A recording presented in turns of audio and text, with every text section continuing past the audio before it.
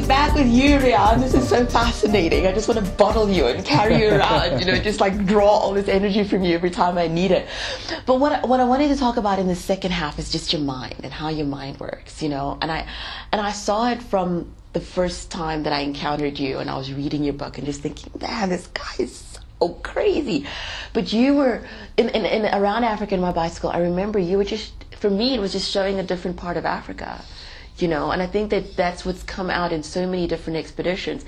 But I want to get into your head a little bit. Why do you do what you do? It definitely has unfolded itself as it's gone.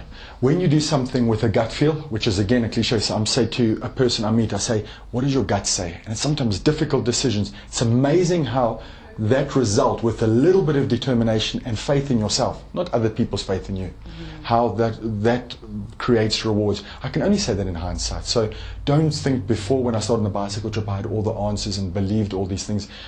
Me sitting in front of people and audiences now and sharing some of my thoughts, I share them with confidence. Before, I theoretically shared them.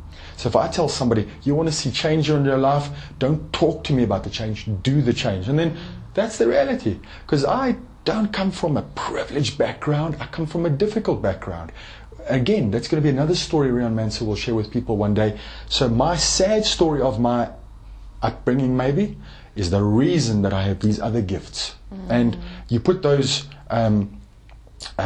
little entities all together, and that's created where I am now. And sure, we rode to New York City in a little rowing boat. Goodness, how did I do that? Hey, listen, I'm not the guy to ask. Yeah, so I'm driving my son to school, and here's this massive billboard with you, and it was just, and I'm thinking, oh, I've got to find a way of, like, I've interviewed him before, and I've got to interview him again. And in the back of my head, I didn't even know about to take me to New York yet. Sure. At the time when I saw this, you know, and I'm thinking, I've got to speak to you, and it kept on coming. I've got to speak to you.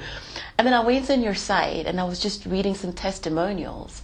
And there was one testimony that stood out for me the most, and it was this woman who was talking about how she'd just been feeling sorry for herself day in and day out and day in and day out. And then she'd encountered you, and I think she'd read one of your books or seen an interview, and she was just thinking, why am I wasting my life? Look at this guy. And on your site, she just said it just turned something in her head and changed her, and she wasn't that person anymore, just by you doing what you're doing. And I thought, I've really got to get a hold of this man. Can you believe those people don't realize what they do for my spirit? When I read that, then I just realize this is what the world is about. If you're in banking, if you're in the media, no matter what your profession is, we've got to share that energy, hey? We've got to live our lives. It's such, people always say life is short, but it's the longest thing you'll ever do.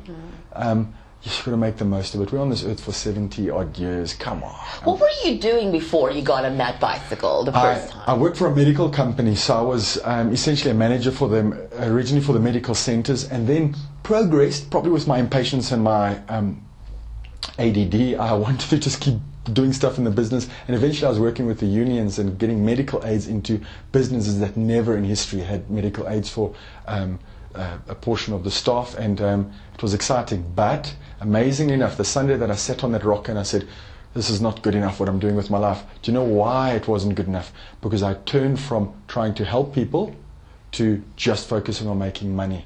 And it was a brutal realization, but amazing. At 27 years old, I could actually have that mature understanding about chasing money wasn't the answer. And now the decision, I'm sure when you decided to start with this, and people were saying, people must have said, are you crazy? What are you doing? And this is something that I say on Dream Big a lot about, you know, getting people to really believe in their dreams and go for it regardless of what people are saying. But what was it like for you to do this? That was something that was completely different, and you're not sure whether it's going to work out or not. Again, any advice that you could ever give anybody who wants to do something, be sober and clear in your thought about what you want to take on. But never, ever, ever, ever, ever doubt yourself and your abilities, because that's where the problem is. We have one person criticize you, and then you think, maybe I am what that person says. Oh man, you will never achieve anything if you doubt yourself. So it seems a little bit obvious, but there's so many people that climb into a boxing ring, run onto a sports field, and they doubt themselves. Hey, going about it the wrong way. I want to talk about your other passion, and you were talking to me about the children that you work with and for through your organization, No Food for Lazy Man. And you've been doing that. I mean, first time I interviewed you when you'd done the going around Africa with you were already doing that. Just talk to us about what you've seen in terms of how it's impacted the children that you work with. I had the privilege of spending time with Mr. Mandela after my journey around the continent. And at that time I was just blown away and starstruck. I wasn't absorbing what was happening the day I spent with him. And I remember his words were saying to me, "You don't know what you've done." So I thought, I think I do know what I've done. It's a big thing. But he was thinking on a whole new level. In the message he wrote me, he said to me, "You'll be an inspiration for the youth of our continent." I thought, gee, I'm Riaan Manser, please, man. I've just taken a bicycle around the continent. And slowly, over time, I've just realized when I stand in front of kids, they listen to me.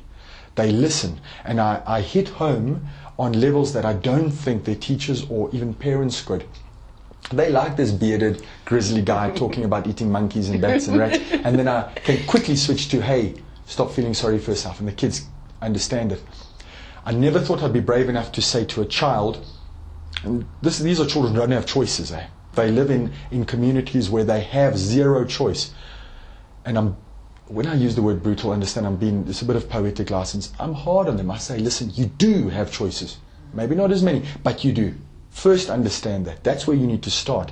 And when a child can actually understand that some things are in his control, not just to his alcoholic dad or his mom that's never at home, he actually has a choice. And when you get home and the child understands, shucks, I can get to school earlier. I can win that academic prize. I can, etc., etc. That child's future is endless. Elon Musk's happening every single day in some of the places where we work. What is your next thing? Because I can't imagine you're sitting here and already not planning and plotting of what your next thing's going to be. And we've got beautiful, so for me, I think I want to be a bit mature about where my life's going. My dream is to have children. It always has been my dream. My close friends know that. It's something I've spoken about from the day I met Fusty. I just speak about, I want to have a family. I am so jealous. I've got two beautiful goddaughters in London. I don't see them enough. I've got friends who've got kids, and I think I give those kids more presents than their parents give them, so that's why the kids like me. But I think the dream is that, and I've got to try to find a way for somebody like Viviers or Browns or somebody to sponsor a diamond or do something like that. And then, hey man, it's not me stepping away from what I do to say that is a goal of mine, but we've got huge opportunity in a business level to be a brand worldwide and to expand from just the South African market, a little bit of the UK market that we've entertained, a little bit of business maybe just for 6 months or so. But yeah, I thought I was not going to say there was some journey involved, but there is. The shucks, I've got a small little journey, and I'm trying to just get a way to just satisfy that need. Shame. Yeah. First year when we were talking, she can sense it. Yeah. We've just got home. We've been home like 3 days. I was saying, when you walked in, I would have said, when I got to New York, I would have said to everybody, I'm going to sleep for a year. Just don't. You got up to New York, and immediately you were doing interviews. It was just, you haven't rested. No, we landed, slept one night at home, and then we've also been inundated. But again, when you've got the attitude of gratitude, you are living it. I am privileged to have people's interest in what I do. And I don't say it because it's the right thing to say and to have the media say, oh, Riaan's a nice, humble guy. It is who I am. I haven't changed from the guy people interviewed after Africa till the guy now. I'm still that little monkey that's been on a bicycle. I can attest to that, totally. So no, I don't complain. I do want it to slow down, so let's just clear that up. Okay, so I want to hear about this little journey you're talking about. I haven't been to the South Pole or the North Pole, so I just want to get there creatively, and I want to do it in a way that is Riaan Manser. I might take Fusty with me, but I just love the idea of doing something creative. Like, people love whiskey, so people like to have their whiskey on the rocks. I'd love to go and fetch somebody the ice that they're going to have in their whiskey from the South Pole. And bring it back. Yeah, That's amazing. That's a cool but little I story. was going to ask you this because with your adventurer type people, I mean, you're a whole breed of your own. I think when that bug bites, I think it's difficult to get rid of it. So when you say fasting might come with you, do you think that bug's bitten her? No, she would say that she definitely doesn't want to, but we'll find a way. I want to do also a mature way I approach things now is not just doing it. The element of death and danger, I'd like to try and minimize a bit. I mean, my journeys, and it's not been arrogant, are a step way above some of the people that are famous on TV. I don't do journeys with boats following me. I can die. I have nearly died. I'm not a dramatic guy. I've nearly died many times, dozens and dozens and dozens of times, where there was no way out. Same happened for Fasti on this last journey. She had a real taste of it now.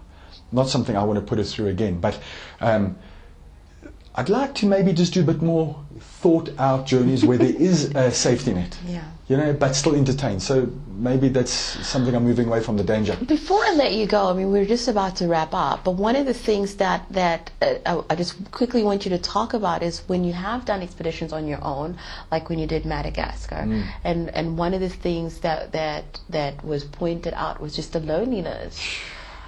How do you, because it can be a very lonely journey, some of the stuff that you've done. You doubt yourself and the goal that you set yourself. So fortunately I give myself good little pep talks, and I'm hard on myself. That's the whole thing. I just say, hey, listen, I really do speak to myself, and I don't consider it like bipolar or anything to that, on that level. Split personalities. No, I just deal with it. Because on my bicycle trip I used to talk to myself.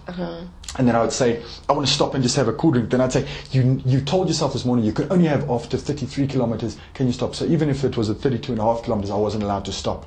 So I'd be as strict on that. But no, loneliness is sometimes where you're just looking for the pat on the back. You're just looking for that where Hannah would send a text message to say, Riaan, we're super proud of you. Just keep going. You're doing something great. You're reminded by people who you care for their opinion. It makes you feel better. When you can't get that, man, you just are, you feel hollow, and what are you doing? It's just hollow. In this journey going from Morocco to New York, I was doing it with Fasti. We were achieving something great together. There was substance to the entire journey. Very different from being alone, just in Madagascar. Beautiful, like you said, you started off with talking about this love story. I can't wait to see the documentary. But before I let you go, I always ask my guests this, because I don't want you to walk away and think, oh, I should have said that. Yeah. What would you like to leave us with? I think I was telling you guys a little bit earlier, it's just like little things that Fasti and I would, obviously spending a lot of time chatting, 4.5 months. One little thing we heard somebody saying, we just loved it. It's a little bit humorous, but they say winning isn't easy. So we'd all say, okay, yeah, of course, winning isn't easy. If winning was easy, losers would be doing it. Yeah. And just hilarious, because then everybody would be. So when you're trying to win, hey man, I just tell people, if it's tough, you've got a big reward waiting at the end. It's really, if it's tough, the reward is going to be bigger. Okay, well, thank you so much, Riaan. Thank you. I hope people follow you on Facebook, on Twitter, because it's fascinating. It's fascinating to watch you living your life, your expeditions. I want to see what you're going to do with that ice from the poles.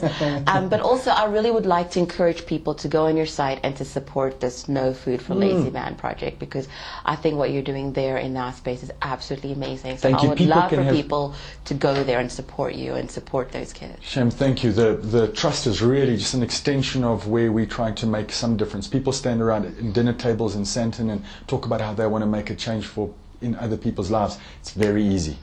And we don't ask people for money. We're asking them to physically donate what helps a child's life change. So please, man, get involved. No Food for Lazy Man. It sounds fun. Yeah. Thank you so much, Riaan.